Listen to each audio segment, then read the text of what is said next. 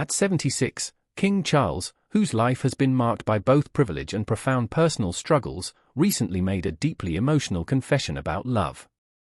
In a rare and revealing moment, he opened up about the tumultuous journey of his heart, sharing feelings that had remained hidden from the public for decades. His revelations offer a poignant look at a man long shrouded in royal duty, now revealing the emotional complexities behind the crown. In this video, we delve into the astonishing truths King Charles shared about the love of his life. From private heartaches to public scrutiny, his romantic journey has been anything but simple. These insights shed new light on the human side of the monarch, his passions, his regrets, and the mysteries that have surrounded his relationships for years. Stay tuned as we uncover the surprising and inspiring stories that have never been told until now. As one of the most iconic figures in British royal history, King Charles has long sparked speculation about the true nature of his heart's desires. Was it Camilla, often described as his lifelong confidant? Or was it the late Princess Diana, whose beauty and charm captured the world? For years, the public could only guess. But Charles's recent admission has shifted the narrative, offering a new understanding of the man behind the crown and the true love he claims shaped his life in ways no one expected. While many assume that Charles's first major romantic connection was with either Camilla or Diana, the reality is far more nuanced. The story began not with a grand royal event but with a quiet, almost accidental encounter at Althorpe, the estate of Diana Spencer's family. At the time, Charles was dating Diana's older sister, Sarah. But it was the younger Diana, just 16, while Charles was 29, who quietly stole his attention. Despite the age difference and Charles's ongoing relationship with Sarah, something about Diana captivated him from that very first meeting. When fate brought them together again years later at Charles's birthday party, the circumstances had changed. They exchanged only a few words, but after the tragic death of Charles's beloved uncle, Lord Louis Mountbatten, Diana reached out in compassion. That moment of kindness shifted Charles's perspective. He began to see Diana not just as a charming young woman but as someone who truly cared. Their love story, however, was anything but a fairy tale. Though admired by the public and often idealized in the media, their relationship was layered with complexities. Charles introduced Diana to many aspects of royal life, from traditional pastimes like fishing to the nuanced expectations of the monarchy. Despite the challenges, their bond grew. On February 24, 1981, they announced their engagement. Diana beamed with joy, calling Charles wonderful. Yet, behind his smile, Charles's eyes seemed to hold a flicker of uncertainty, an unspoken truth that only time would reveal.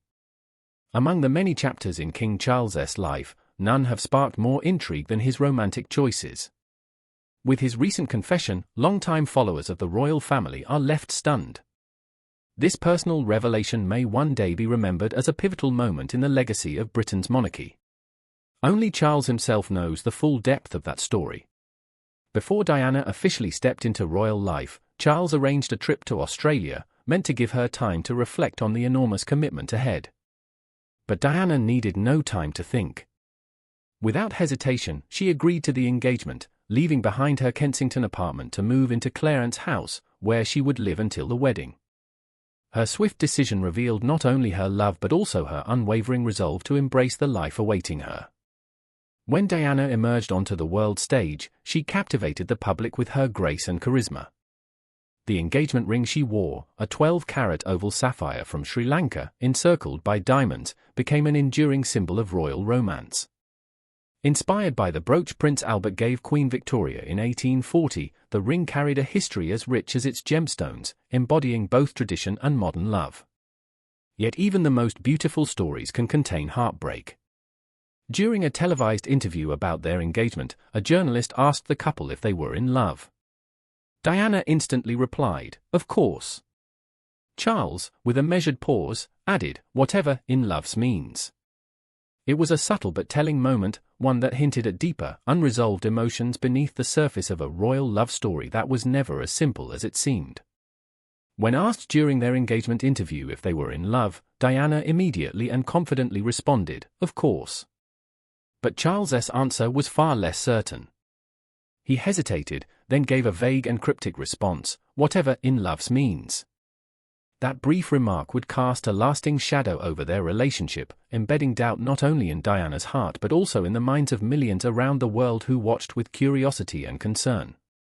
As the wedding day approached, Diana's doubts grew stronger. Her confidence in their relationship began to crumble, especially after she discovered a bracelet Charles had custom-made for his former lover, Camilla Parker Bowles. It was a devastating moment. Diana, overwhelmed by emotional turmoil, seriously considered calling off the wedding. But her sisters, reminding her that it was far too late to back out, urged her to move forward. "Your face is already on the tea towels," one of them reportedly said, underscoring the immense public pressure she faced. On July 29, 1981, the world paused to witness the spectacle of royal romance. Over 750 million people across the globe tuned in to watch the wedding of Prince Charles and Lady Diana Spencer at St. Paul's Cathedral in London. It was a moment steeped in history. Not only was it a dazzling affair costing $48 million, but it also marked the first time in 300 years that an Englishwoman was marrying a future king. Diana was radiant in an ivory silk gown adorned with over 10,000 hand-embroidered pearls, becoming an instant icon of royal elegance. Despite the grandeur of the event, the wedding wasn't without its awkward moments. During the vows, Diana accidentally referred to her groom as a Philip Charles instead of Charles Philip Arthur George. Charles, too, stumbled slightly, saying "my goods" instead of "thy goods." These small slip-ups humanized the ceremony and even added a touch of charm. But the moment everyone remembers most vividly was the kiss they shared on the balcony of Buckingham Palace, a symbol of hope that briefly masked deeper emotional undercurrents. Following the ceremony, the newlyweds set off on a 12-day honeymoon aboard the royal yacht Britannia, sailing through serene blue waters. It seemed to be the start of a dream, filled with private moments, tender exchanges, and romantic escapes to places like Egypt and the Greek islands. They later retreated to Balmoral Castle in Scotland for a quiet interlude. Diana described it as perfect in a letter to her secretary. But even amid this bliss, cracks in the foundation had already begun to appear. Diana returned from the honeymoon with renewed grace and purpose, quickly stepping into her royal duties. One of her first major public appearances was at the state opening of Parliament, a milestone in her transformation into a princess. Yet, behind the pageantry, Diana's life within the palace walls was far more difficult than it seemed. The fairy tale illusion began to unravel as Diana became pregnant with her first child. Though the world celebrated, Diana felt increasingly isolated and emotionally adrift. The immense pressure of royal life, coupled with feelings of inadequacy and uncertainty, became overwhelming. In a moment of deep distress, she fell down the stairs while pregnant. Miraculously, she and the baby were unharmed. On June 21, 1982, Diana gave birth to Prince William at St. Mary's Hospital in London. It was a joyous occasion and a break from tradition, as Charles was present in the delivery room, a rare step for a royal father at the time. Her second pregnancy brought another wave of public excitement, but in private, the marriage was beginning to crumble. When it was revealed they were expecting another son, Charles could not conceal his disappointment. He had desperately hoped for a daughter. On September 15, 1984, Prince Harry was born, bringing a momentary renewal of joy. Yet beneath the surface, tension simmered. Charles had resumed his affair with Camilla Parker Bowles, betraying Diana's trust and causing her immeasurable emotional pain. In a bold and desperate attempt to salvage her marriage, Diana confronted Camilla in 1989 at a birthday party. It was a moment of raw courage, but it failed to change the course of events. Charles's emotional bond with Camilla only deepened. By 1992, their affair was no longer a secret. A leaked, intimate phone conversation between Charles and Camilla, infamously known as Camillagate, rocked the royal family. The public was stunned by the deeply personal content, and Camilla, still married to Andrew Parker Bowles, was met with widespread criticism. Rather than deny the affair, Charles chose to face the scandal head-on. In a televised interview with journalist Jonathan Dimbleby, he was asked directly whether he had remained faithful to Diana during their marriage. His answer would confirm what many had long suspected, and would mark another painful turning point in their story. When Charles finally admitted to his infidelity, everything changed. he confessed that he had been faithful until the marriage became irreparably damaged. However, Diana also had her own truth to share. In 1995, she sat down for the famous interview with BBC's Panorama, where she opened up about the pain and struggles she had endured, exposing the emotional turmoil of her marriage. This unforgettable moment revealed to the world the strength and heartache Diana had faced behind the palace walls.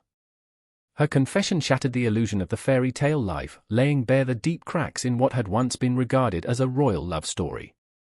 As Charles's admission altered the course of their lives, Camilla Parker Bowles and her husband, Andrew Parker Bowles, became the center of public scrutiny.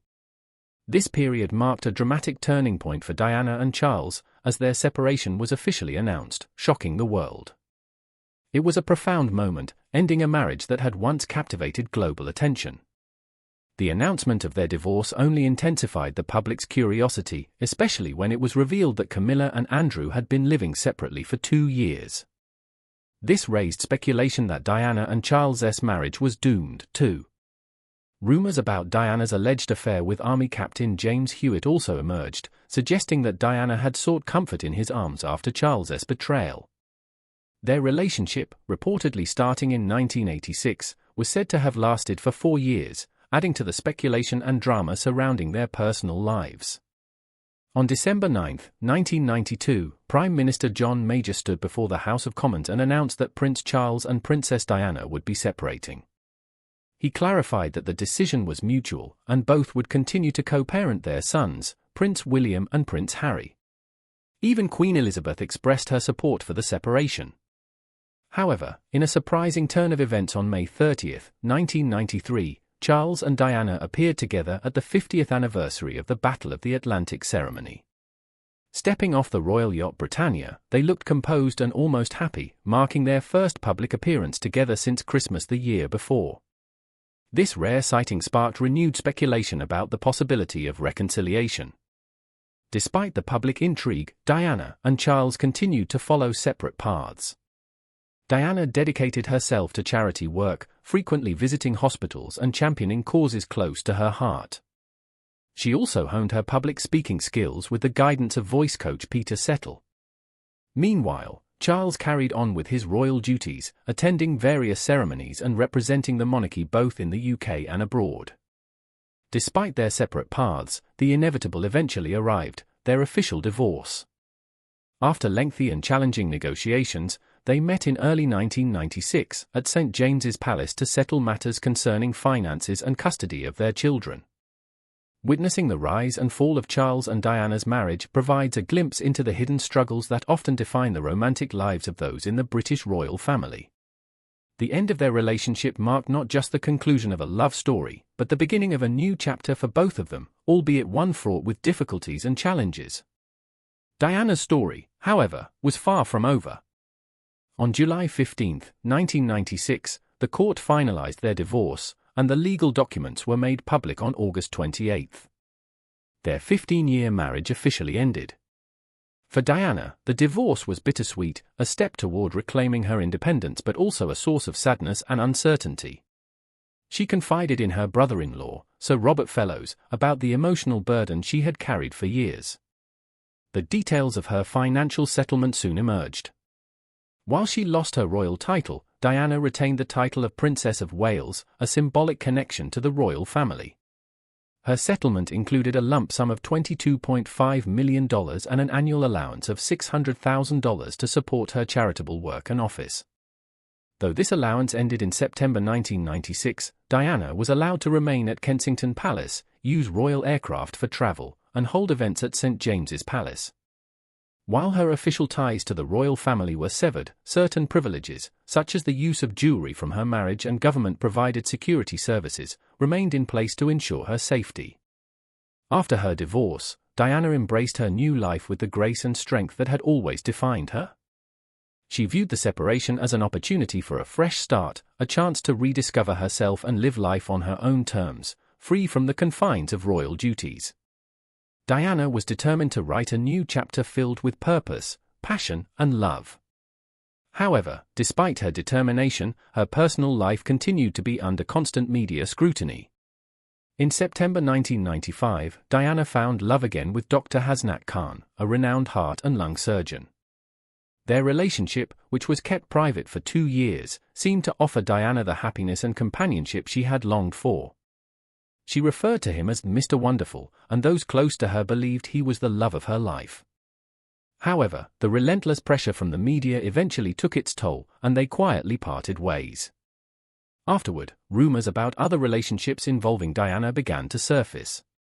She was linked to married art dealer Oliver Hoare and rugby star Will Carlin, although many of these claims lacked credible evidence. Yet, her relationship with Dodi Al-Fayed, a film producer and the son of billionaire Mohammed Al-Fayed, could not remain hidden. Their love story unfolded under the intense spotlight of the paparazzi, with every moment of their time together meticulously recorded. In the summer of 1997, Dodi invited Diana to his family's estate in the south of France, hoping to find some peace away from the prying eyes of the media. But even in the luxury of the estate, they could not escape the relentless scrutiny. Seeking refuge, they decided to travel to Paris, but it was there that tragedy struck. On the night of August 31, 1997, a devastating accident occurred in the Pont de l'Alma tunnel in Paris. The car carrying Diana, Dodi, and their driver Henri Paul crashed at a speed of 121 miles per hour. The driver, who was intoxicated, lost control while being pursued by paparazzi. In an instant, everything changed. The world was